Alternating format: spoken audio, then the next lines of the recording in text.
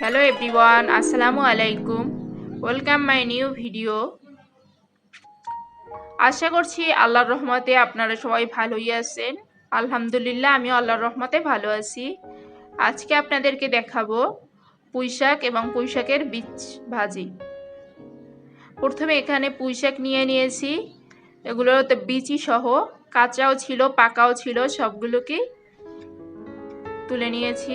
এগুলো সব কিন্তু আমার গাছ থেকে তোলা পুঁইশাক, তাই প্রথমে কিছুটা পাকা বীজ আলাদা করে নিচ্ছি, এগুলো পরবর্তীতে লাগাবো তার জন্য। আর এখানে বাকি পুঁইশাকটা ছোট ছোট পিস করে কেটে নিচ্ছি।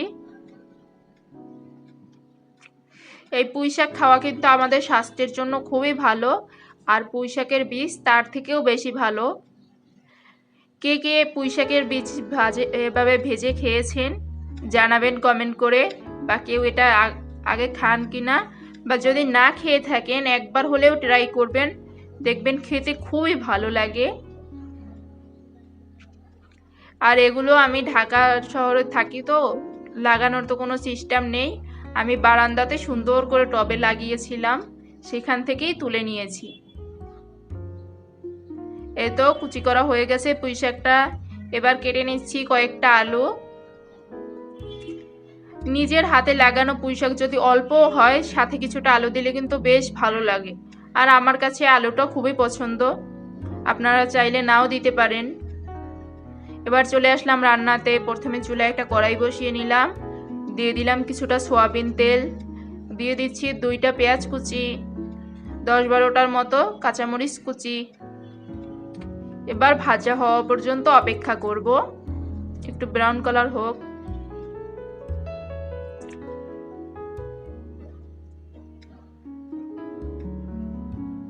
এখন দিয়ে দেব হাফ টেবিল চামচের মতো হলুদ গুঁড়ো, দিয়ে দিচ্ছি 1 টেবিল চামচ মরিচ গুঁড়ো,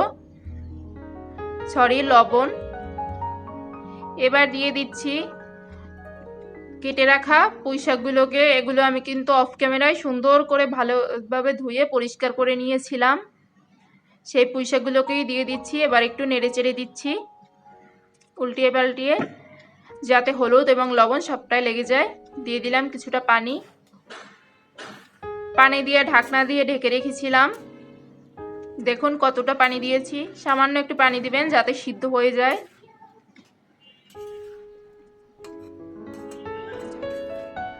বন্ধুরা, ভিডিওতে যারা এখনো একটি লাইক দেননি, প্লিজ একটি লাইক দিয়ে দিবেন। আপনার একটি লাইকের কারণে আমার ভিডিওটি চলে যেতে পারে আরও কিছু সংখ্যক মানুষের কাছে, তাই প্লিজ একটি লাইক দিয়ে দিবেন।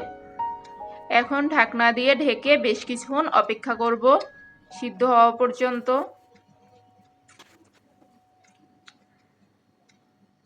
আর ফেসবুক থেকে যারা আমার ভিডিওটি দেখছেন, অবশ্যই ফলো এবং লাইক দিয়ে পাশে থাকবেন। আরও সুন্দর সুন্দর ভিডিও আমার পেজে পাবেন। এই তো সিদ্ধ হতে শুরু করেছে, এখন একটু নেড়ে চেড়ে দিচ্ছি। আবার কিছুক্ষণ ঢাকনা দিয়ে ঢেকে রেখে দিব। দেখুন লাল যে পুঁইশাকের বীজটা ছিল সেটার কালার আসতে কিন্তু শুরু করেছে, তাই পিঙ্ক পিঙ্ক কালার হচ্ছে।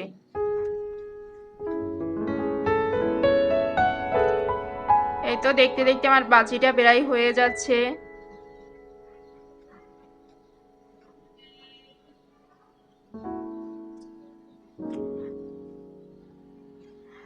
আর যারা ফেসবুক থেকে ইউটিউব থেকে আমার ভিডিওটি দেখছেন, অবশ্যই সাবস্ক্রাইব করে পাশে থাকবেন এবং একটি লাইক দিয়ে দিবেন ভিডিওটি ভালো লাগলে। থ্যাঙ্কস ফর ওয়াচিং, বাই, আল্লাহ হাফেজ। দেখা হচ্ছে নেক্সট ভিডিও।